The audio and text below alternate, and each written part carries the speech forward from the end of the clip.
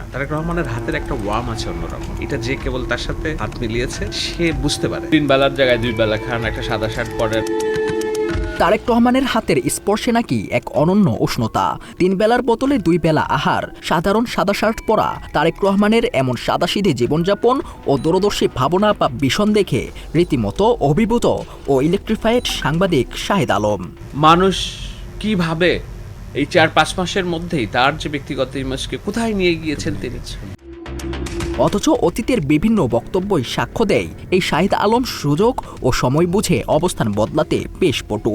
আজ যিনি তারেক রহমানের প্রশংসায় পঞ্চমুখ, কিছুদিন আগেও তিনি তারেক রহমান, খালেদা জিয়া এবং বিএনপিকে নিয়ে তীব্র সমালোচনা ও বিষোদগারে লিপ্ত ছিলেন।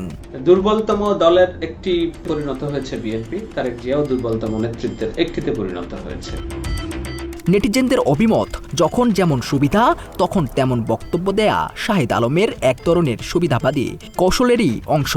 আর তাই একই ইস্যুতে বিভিন্ন সময়ে তার পরস্পর বিরোধী ও দ্বিমুখী বক্তব্য নিয়ে সামাজিক যোগাযোগ মাধ্যমে প্রায়ই চলে তুমুল সমালোচনা। তারেক রহমানের আয়ের একটা অংশ আসে জুয়া খেলে। শাহেদের এমন বিতর্কিত মন্তব্যেরও কঠোর সমালোচনা হয়েছে নানা সময়ে। 2008 সালের সেপ্টেম্বরে সম্ভবত তিনি দেশ ত্যাগ করেন। সেই হিসেবে আজকে 10 বছর তারেক রহমান আছেন দেশের বাইরে। এই 10 বছরে তারেক রহমান কি করেছেন?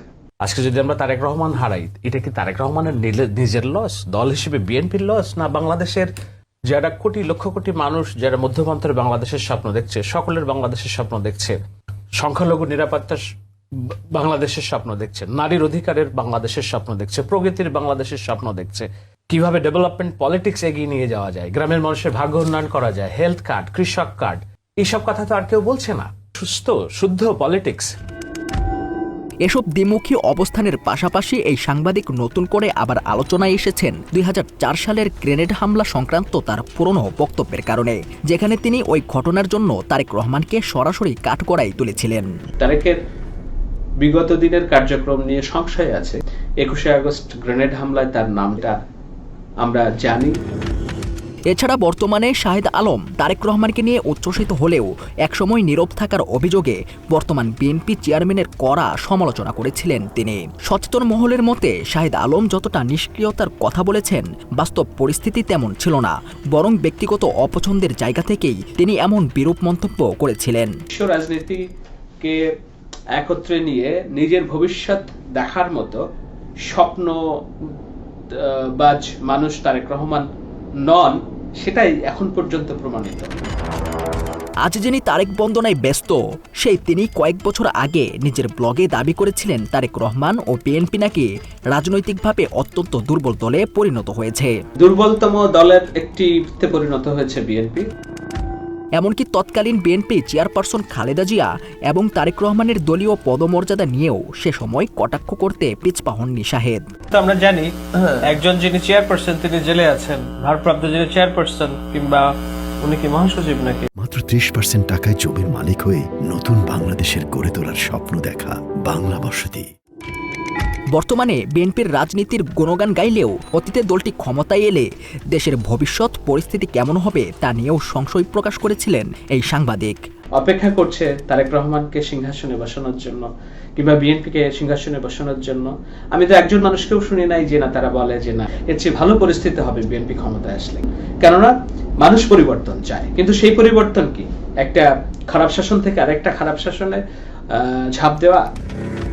একটি ভিডিওতে কাচের খালি বোতল প্রদর্শন করে বিএনপিকে বোতলবন্দি দলের সঙ্গেও তুলনা করেছিলেন তিনি। একেবারে ফ্রেশ টেস্ট আপনার লেখা, এটার মধ্যে কি বিএনপি নামক একটা বিশাল দল মোটামুটি বোতলের মধ্যে ঢুকে ফেলা হয়েছে। শুধু তাই নয়, তারেক রহমানের চেয়ে সজীব ওয়াজেদ জয়ের জনপ্রিয়তা বেশি, এমন মন্তব্য করতে দেখা গেছে তাকে। সজীব ওয়াজেদ জয়, তার এখানে ফেসবুক, টুইটার এবং অন্যান্য যেসব তথ্য সবকিছু স্পষ্ট। পাশাপাশি বিভিন্ন সময়ে শাহেদ আলমের বক্তব্যে আওয়ামী লীগ ও শেখ মুজিবের প্রতি অনুরাগ বা প্রীতিও স্পষ্ট হয়ে উঠেছে। বঙ্গবন্ধুকে অশ্রদ্ধা করে কথা বললেই যে খুব রাজনীতিতে সক্রিয় হওয়া যাবে, একইভাবে শহীদ ওসমান হাদিকে নিয়ে শাহিদ আলমের একটি মন্তব্য সামাজিক যোগাযোগ মাধ্যম ব্যবহারকারীরা সহজভাবে নেয়নি। এক ভিডিওতে তিনি দাবি করেন হাদি বেঁচে থাকলে নির্বাচনে মাত্র কয়েকশো ভোট পেতেন। অথচ নেটিজেনদের যুক্তি হল ঢাকা ৮ আসনে যেখানে নাসিরউদ্দিন পাটোয়ারি বিএনপির বিপরীতে প্রায় ৫৫,০০০ ভোট পেয়েছেন, সেখানে ইনসাফের পক্ষে, ভারতীয় আধিপত্যবাদের বিরুদ্ধে এবং জুলাই আন্দোলনের সামনের সারির যোদ্ধা হিসেবে তুলনামূলক জনপ্রিয় ওসমান হাদি নির্বাচনে দাঁড়ালে আরও অনেক বেশি জনসমর্থন পেতেন। যে হাদি যদি বেঁচে থাকতো সে কয়েকশো ভোট পাইতো এবং আবার সে তার ওই ইনকিলাব কালচারাল সেন্টার নিয়ে এসে পড়ে থাকতো। এছাড়া ভিন্ন মতের রাজনৈতিক শক্তিগুলোকে নিয়ে ইঙ্গিতপূর্ণ ও আক্রমণাত্মক মন্তব্য করেও সমালোচিত হয়েছেন সাংবাদিক শাহিদ আলম। অনেকের মতে জুলাই গণঅভ্যুত্থান এবং পরবর্তী সময়ে দেশের পক্ষে যারা ইতিবাচক ভূমিকা রেখেছে তাদের নিয়ে উদ্দেশ্য প্রণোদিতভাবে বিভ্রান্তি ও অপপ্রচার চালিয়েছেন তিনি। তারা কেমন বাংলাদেশ চায় গত 16 মাসে 15 মাসে একবারে উর্বর অর্কেস্ট্রা তারা দেখিয়েছে। এই দেশে ভাঙচুর, মববাজি এবং সংখ্যালঘুর অধিকার হরণ করা, নারীকে স্ল্যাট শেপিং করা, এন কোনো রাজনীতি, নেগেটিভ রাজনীতি নেই, তারা করে নাই। শুধু রাজনীতিতেই সীমাবদ্ধ নন, ধর্ম নিয়েও বিতর্কিত মন্তব্য করতে দেখা গেছে তাকে। মুসলমানরা যেখানে যায় সেখানেই মসজিদ বানায়, আর এটি এক ধরনের ধান্দা। ধর্মীয় বিষয়ে এমন আপত্তিকর মন্তব্য এসেছে শাহিদ আলমের থেকে। ধরেন আমরা যেখানে যাই একটা মসজিদ খুলে বসি, যেই শহরে যাই না কেন, শহরে যান না কেন, তারা একটা মন্দির খুলে বসেন, একটা উপাসনালয় খুঁজে বসেন, কাউকে না কাউকে তো কিছু খেতে হবে, তাই তো? রাজনৈতিক বিশ্লেষকদের ধারণা, এ ধরনের সুবিধাবাদী ব্যক্তিদের কারণে ভবিষ্যতে বিএনপি রাজনৈতিকভাবে ক্ষতিগ্রস্ত হতে পারে। তাই দেশ ও দলের বৃহত্তর স্বার্থে এমন বহুরূপী মানুষদের বিষয়ে সতর্ক থাকার আহ্বান সচেতন মহলের। News desk, Bangla addition.